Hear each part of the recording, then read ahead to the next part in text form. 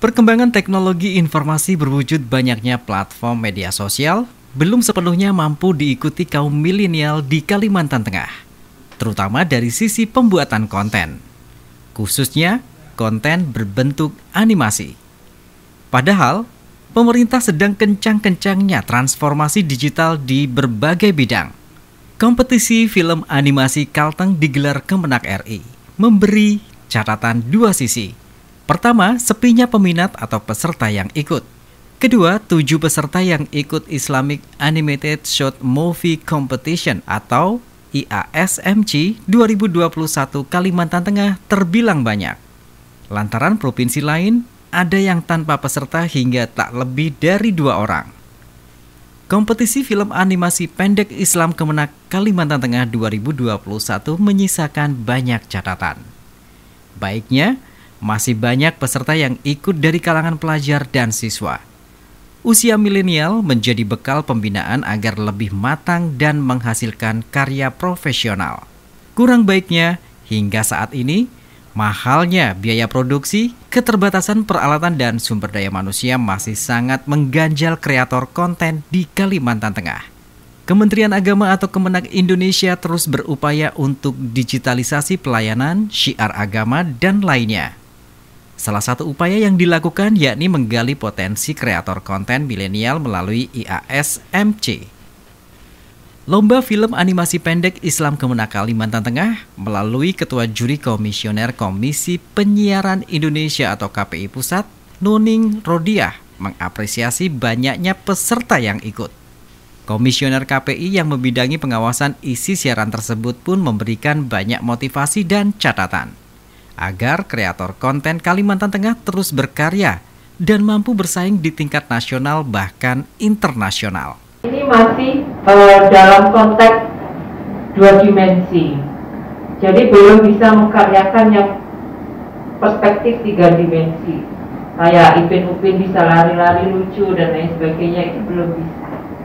Yang saya lihat dari 7-7-nya masih menggunakan 2 dimensi. 2 dimensi itu memang salah satu animasi yang sangat sederhana.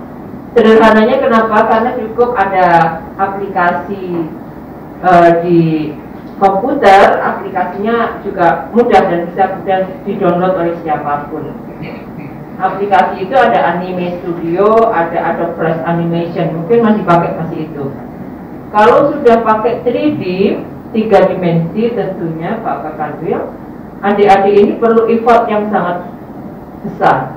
Effortnya apa? Komputernya harus sangat canggih. Itu masalahnya. Kenapa semalam saya sampaikan, kalau mau memproduksi animasi 3 dimensi yang kualifikasinya jauh lebih baik, ini justru ya, saya setuju dengan Pak Kakanwil. Hadiahnya harus 50 juta. Biar kemudian cocok dengan seluruh hasil yang kita inginkan. Memang ketika kita ingin memproduksi sesuatu yang sempurna, kita juga harus melakukan investasi yang lebih dibandingkan dengan sesuatu yang mungkin masih biasa saja. Catatan saya untuk produksi animasi yang sudah dikompetisikan hari ini, yang pertama, karakter animasi yang masih sangat terbatas dan cenderung monoton. Meskipun waktunya sudah panjang, Februari sampai Mei, membentuk satu karakter itu butuh pemikiran yang panjang. Saya pengen karakternya Siti, saya pengen karakternya siapa kemarin itu, ada beberapa cerita, si Sahid dan lain sebagainya. Membuat karakter ini, kira-kira satu karakter dengan berbagai geraknya butuh 1 minggu lebih. Dia tengok kanan harus berbeda, tengok kiri berbeda, jalan kaki kanan, kaki kiri, dan lain sebagainya. Tidak semudah ketika membuat film biasa. Film biasa mungkin saya jalan jadi film. Tapi kalau ini butuh energi dan effort yang lebih. Yang kedua, detail dalam penulisan naskah. Sepertinya yang harus kemudian dikuatkan adalah bagaimana adik-adik memberikan detail dalam penulisan naskah. Penulisan naskahnya itu tidak sekedar jalan cerita saja, Tapi ekspresi harus kemudian dinampakkan, dia ngomong apa harus dituliskan, dia tengok kemana harus kemudian juga dituliskan. Itu penulisan naskah dalam menyusun animasi. Kalau belum kemudian dengan detail seperti itu, maka akan terlihat beberapa produk yang sudah diciptakan oleh adik-adik ini cenderung stagnan. Stagnannya ya hendak tengok ke kiri terus, dia bawa handphone terus, tidak ada kemudian karakter-karakter yang lebih bergerak dan lebih hidup gitu. Yang ketiga, storyboardnya untuk tiap ekspresi itu juga harus lebih dipikirkan detail.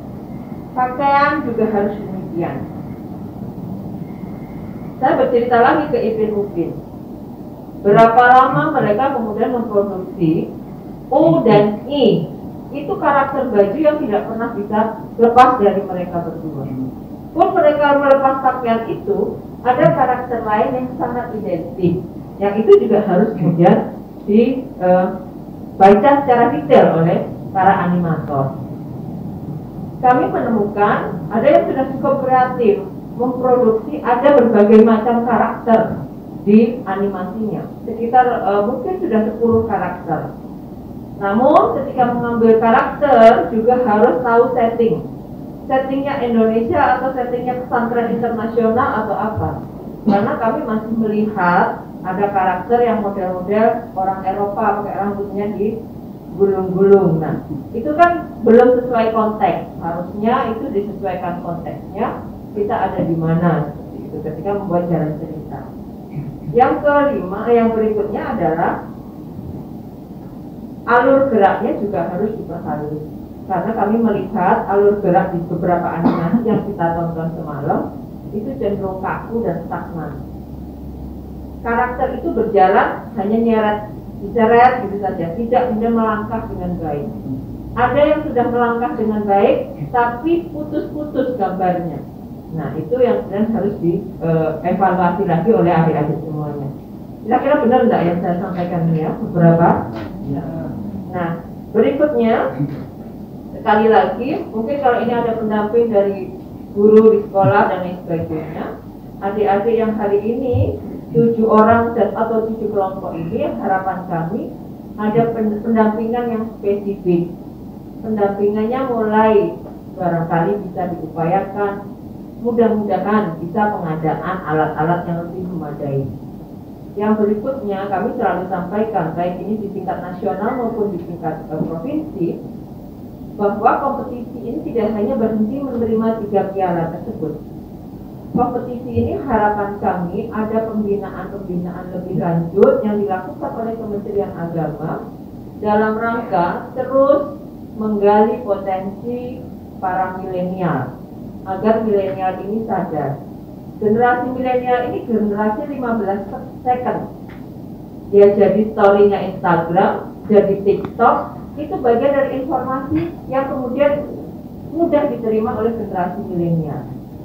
Kalau diminta baca buku tebal, dunia sosial, apalah dan lain sebagainya, saya kira itu menjadi berat bagi adik-adik milenial.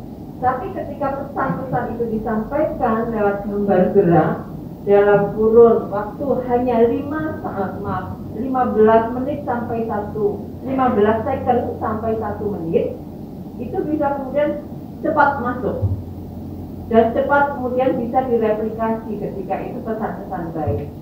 Harapannya juga demikian. Meskipun ini kemarin ada 5 menit tapi padat banget, isinya habis semua. Maka ketika dilihat, apakah ini menarik?